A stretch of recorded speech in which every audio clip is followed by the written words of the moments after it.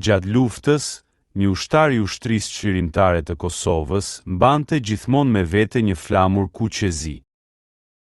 Jo një flamur i zakonshëm, por ai që ja kishte dhënë atij ditën kur doli në mal.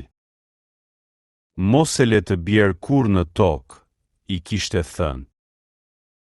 Dhe ai e mbajti fjalën. Në çdo betejë, flamuri ishte me të, i lagu nga shiu, i djegu nga dielli dhe i përlyer nga gjaku i shokëve. Kur pushonin nëpër male, e hapnin për ta parë dhe për një çast harronin frikën. Ishte si të shihnin vetë shtëpinë, nënën, fëmijët që i prisnin.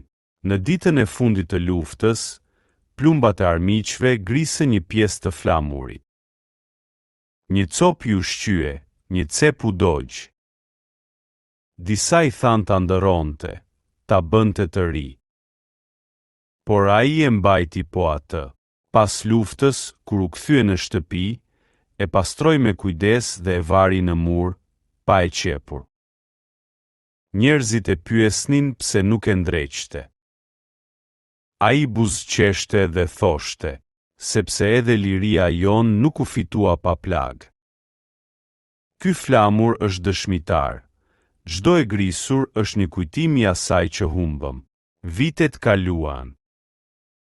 Shokët e luftës u shpërndan, disa s'janë më.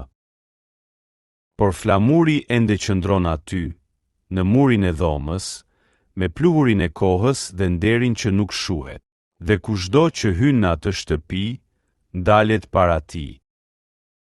Sepse aty nuk sheh vetëm një copë pëlhur të vjetër, por historinë e një kombi që e fitoi lirinë me plag, por kur pa krenari.